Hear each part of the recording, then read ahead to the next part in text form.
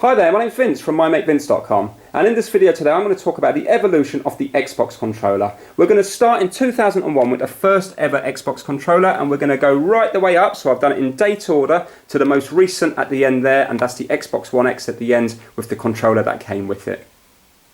Now there's going to be lots of other third-party controllers, but these are the main controllers that were shipped with each of the systems. So I'm going to talk about each one in order, going from the oldest to the newest. So I'm just going to quickly scan up the table now, and you can see that the controllers are next to the consoles that they came out with. So here we have the original Xbox console and these two controllers. Here we've got the 360 console and these three controllers.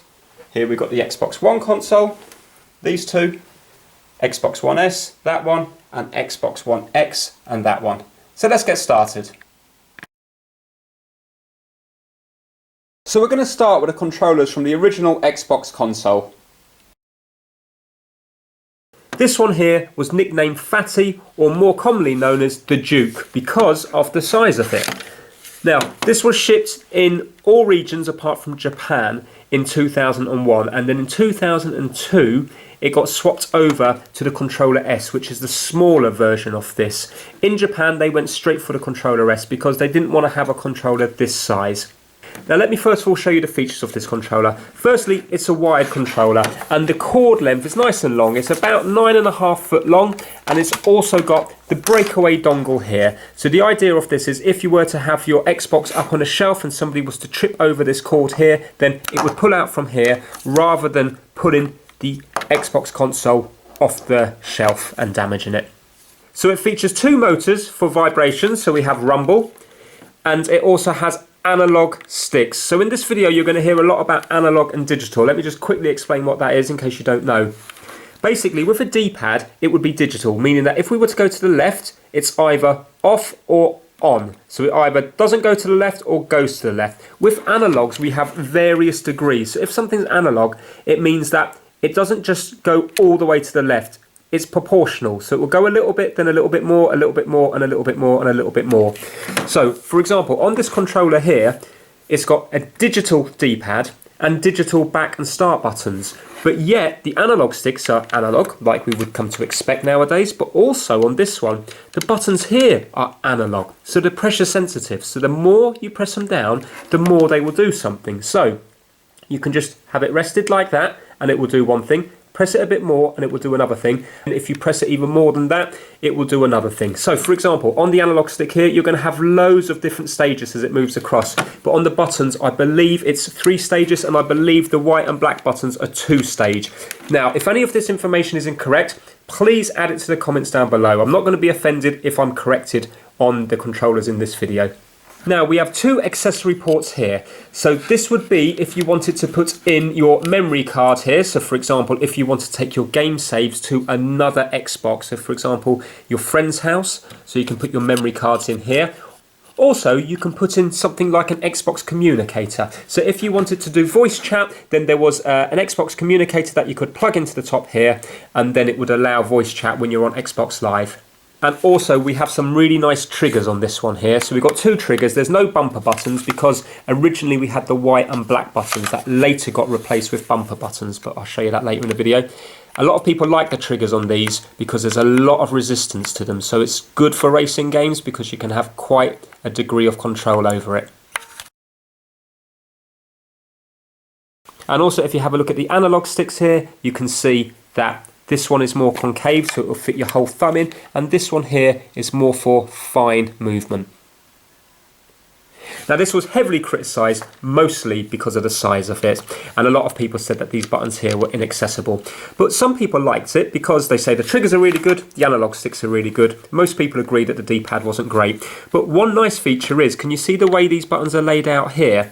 It's different than it is nowadays. So for example, you can just rest your thumb here, and you've got access to all the buttons just from your thumb without really moving it, because you can hit the top one there, and then if you want to hit the A, you can do it with your knuckle. So just hit it with your knuckle, and then you can roll to hit the X and roll to hit the B. So a lot of people like that because they can just rest their thumb there, and then they can get all the movements on the buttons. That is the Duke controller, so if you have a close look you can see the layout of all the buttons there. This thing in the middle does absolutely nothing. It was just to fill an empty space because the memory cards took up so much room that they just put this here. Doesn't light up, doesn't do anything. It's just in the middle there, taking up the majority of the room. Right, let's weigh it and do a quick size measurement. Right, so without the cord, it looks like it weighs around about 316 grams. Right, let's just do a quick measurement now. This is in millimeters. So you can see the size of it.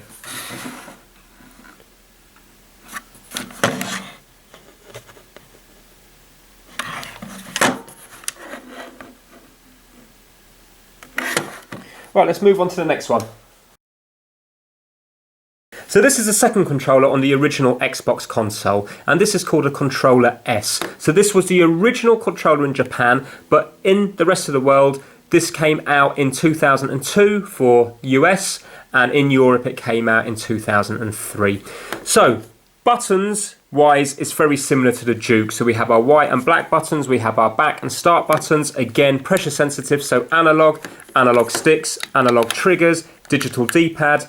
These are digital here. We've still got our 2 ports up the top, just like the Duke. We've still got a wired cable, which is 9.5 foot long, and it also still includes the breakaway dongle. The main difference here is purely the size and also the layout of the buttons. So the white and black buttons move from the top corner down to the bottom right here. Also, if you have a look at the analog sticks, they both look the same now. So they're in the same location, but remember this one here is shaped differently. It's not concave on top. Also, the D-pads are massively different. So this is a lot more what we're used to nowadays compared to this one here. But the main thing with the difference is the weight and the size of it. It's so much smaller. Also, the action buttons here have gone to the diamond formation, which we're used to now, rather than this formation here. So we can no longer just rest our hands on the buttons and get them all as easily as we could before. And we've got our back and our start button here. Right, let's weigh this one. Right, so without the lead, we're looking at just under 250 grams. So that is a good 60 something grams less than the Duke. So it's much lighter. And just to give you an idea of the measurements,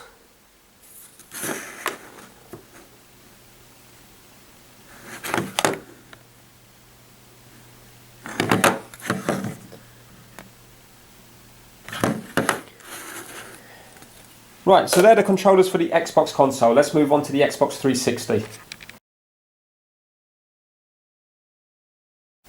Next, we're doing the 3 controllers from the Xbox 360 console. So when the Xbox 360 came out, you had a choice on which one you bought. You could get a console with the wired controller, or you could go for a more expensive one and have a console with the wireless controller. So these both came out at the same time. First of all, I'm going to talk about the wired controller. The Xbox 360 wired controller was released in 2005, and again it comes with a 9.5 foot cord like the previous generation, and it also has the breakaway dongle. The size of the controller is a little bit smaller than the controller S that it replaced, but the buttons are in a different layout and it feels much more comfortable because it's more rounded. It's not quite as angular as the previous generation. Now, a backward step was the fact that these action buttons now are no longer analog, they're digital, so they're just on and off. They're not pressure sensitive. So as far as analog concerns, we've got 2 analog sticks and we've also got 2 analog triggers here. Now, you might have noticed that we no longer have the black and the white buttons. These now have been replaced with bumper buttons up here. So the right bumper would be the black button and the left bumper would be the white button. So we have 11 digital buttons in total. So we've got the 2 bumpers, we've got our back, our start, and also our guide button, which is a new button. I'll talk about that in a minute. We've got our action buttons here, and also we now have click in, right click, and left click on the analog stick. So that's 2 more buttons we have there. Our D-pad is digital. So the guide button here is labelled with the Xbox logo, and this is used to turn the Xbox on or the controller on. Also, around the edge here, we have lights to indicate which player we are. And if you look closely, you can see 1, 2, 3, and 4. So that will indicate what player you are. So if, for example, this third quarter was lit up from here to here, then that would mean you're player 3. You can also tap this in the middle of the game to access the Xbox guide. Also, if you have a look at the bottom here, we have a 2.5mm jack, and that will allow you to plug in your headset so you can do your online chat. And it's handy that it comes out at the bottom rather than the top, because on the previous model it used to come out at the top here, so there's less chance of getting it snagged when it comes out the bottom. Also, if you look next to the jack, we have two more little sockets there. That's to allow Xbox connectors, for example the chat pad.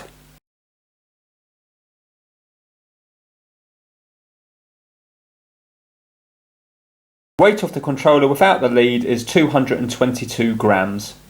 Here is the approximate size of it.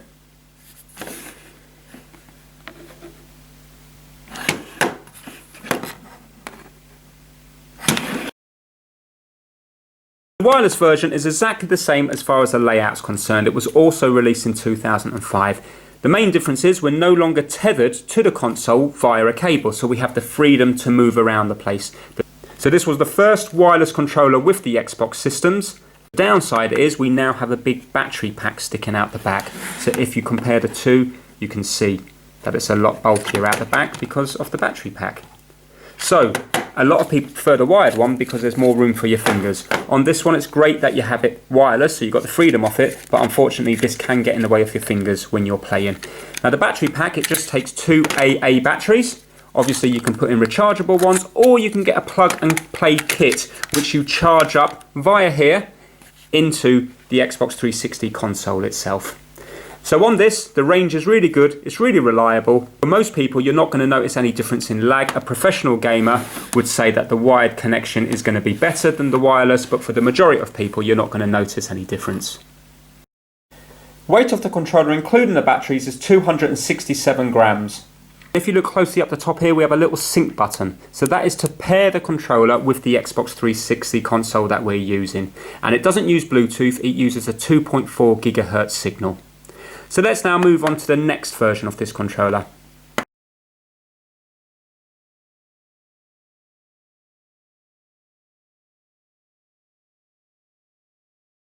Right, the next wireless Xbox 360 controller we have is this one here, and this was released in November 2010 in the US and February 2011 in Europe. And basically it's very similar to the old one, but we have a transforming D-pad, so I'm going to show you that in a minute. Other very small changes are, if you have a look very closely at the analog sticks, can you see that there's a little ridge around there? And it's a different texture, it goes from smooth to slightly rough.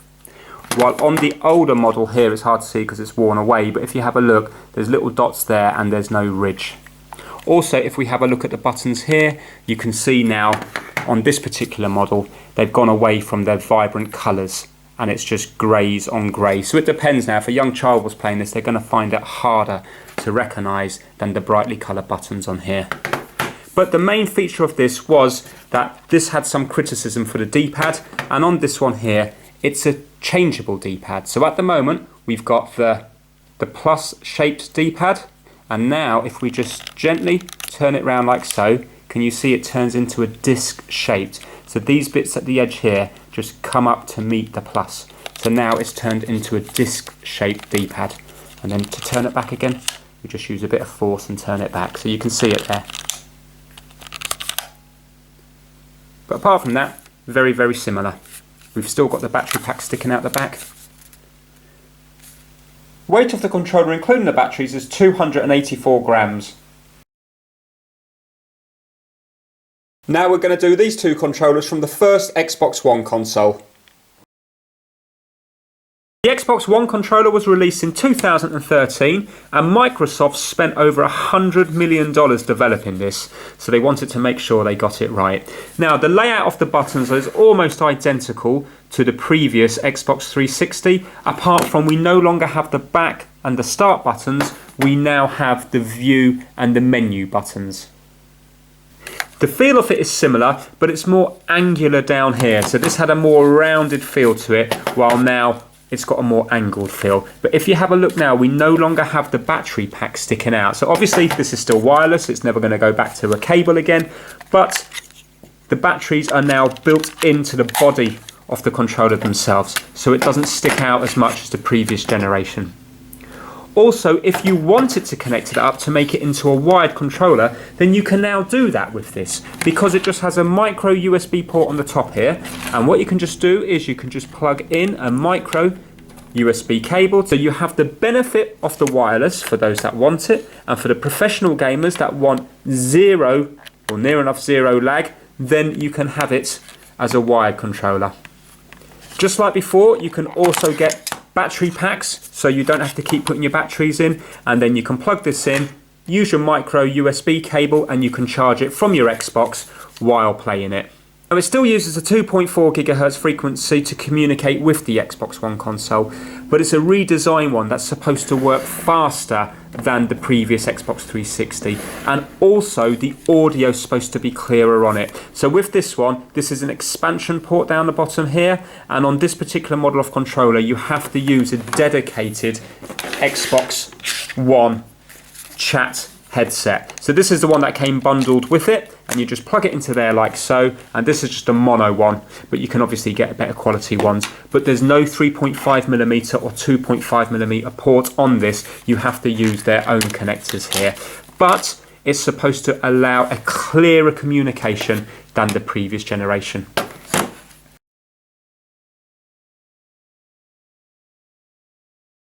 Buttons are the same as before, with analog sticks here and analog triggers, and then the rest of them are digital. Also, we have the click in on the analog sticks. So we have the Xbox guide button here, where you can press down to either turn the Xbox on or off, or to turn the controller on and off, or to access the menu, etc. But on this one, it just lights up. There is no lights around it. So it's a bit of a backward step, because on the Xbox 360, each quarter would light up depending on what player you were. And on, for example, the PlayStation 4, it will light up blue or red or green depending on what player you are. On this one, it doesn't. It just lights up white. The controller also contains light emitters up here, so it can communicate with the Kinect sensor, so it knows where you are, and it also knows when it's being held or not. So when it's not being held, for example when you're watching a movie and the controller's on but it's to the side, then it will go into a low power state, so it will save your batteries so they'll last longer.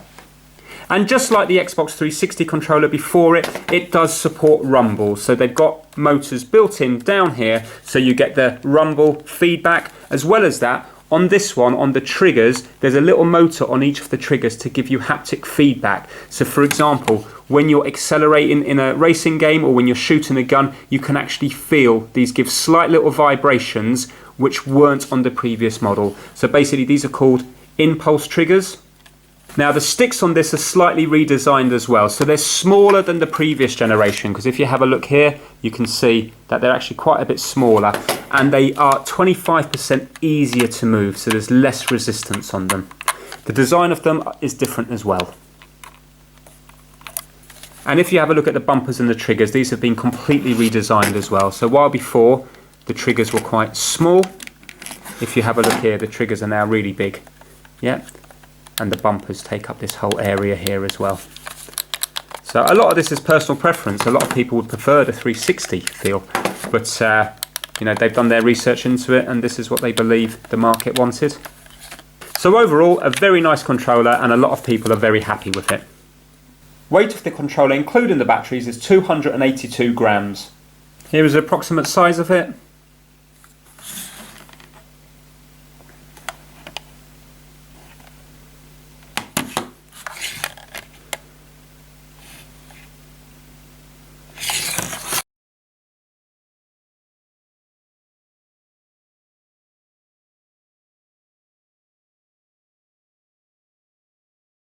Now after this controller, there is one controller that I haven't got. It basically looks just like this one, apart from you have a 3.5mm hole here, a 3.5mm jack, just like this one here. So imagine this in black, and that's that one there. Also, they redesigned the bumpers, because a lot of people said that these bumpers were tiring when you had to keep holding them down. So they've made them with less resistance. The only way I can explain it is, if you have a look here, it clicks fine when I do it there, but if I was to try and click here, it doesn't really click, because I have to make sure I lean this way to make it click. When I go in here, I have to use an awful lot of force, and sometimes it doesn't click at all because it's hinged here.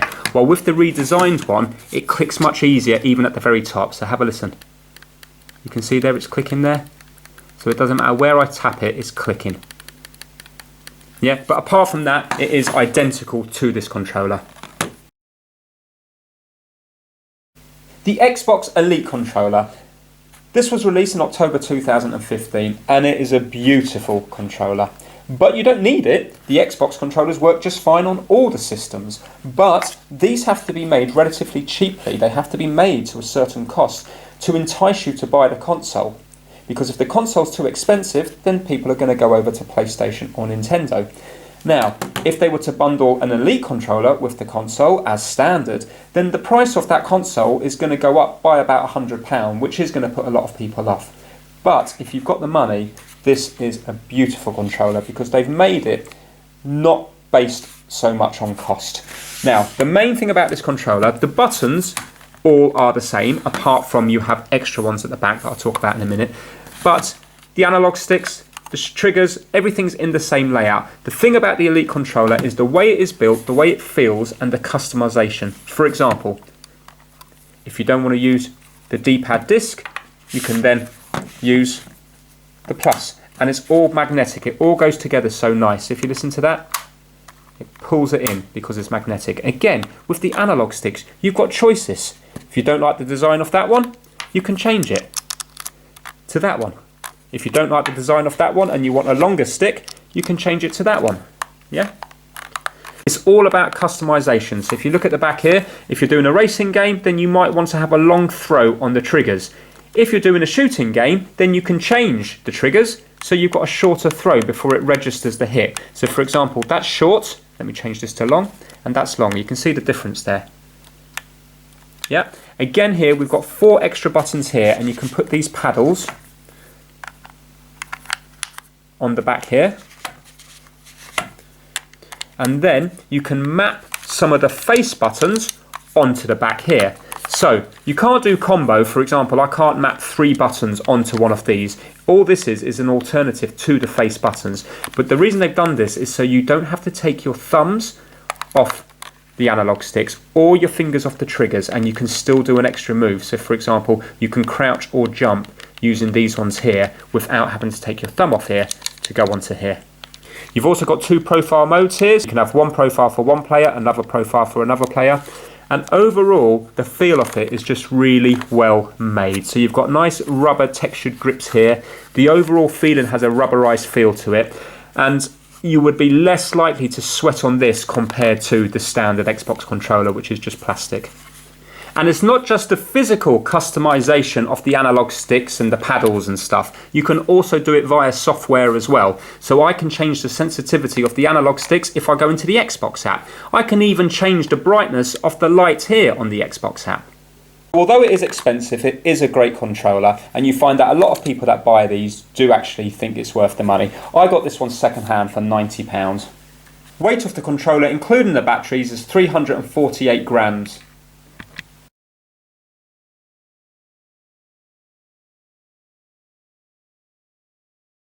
Now we're going to do the controller from the Xbox One S console.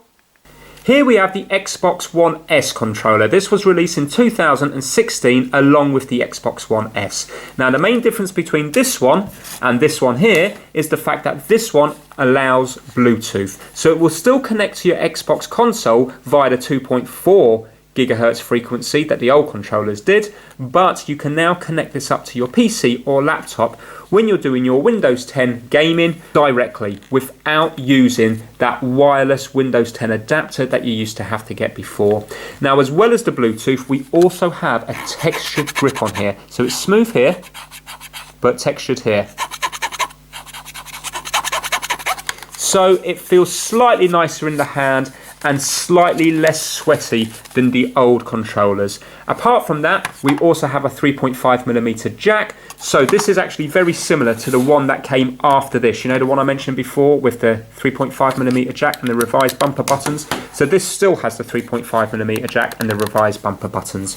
So now we can plug pretty much any headset into this now, and it's going to work. Obviously, there's 2 different types of connectors, so not all headsets work, but you don't have to just rely on the Xbox headsets anymore.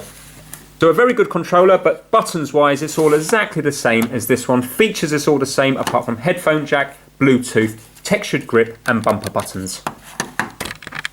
Weight of the controller including the batteries is 284 grams.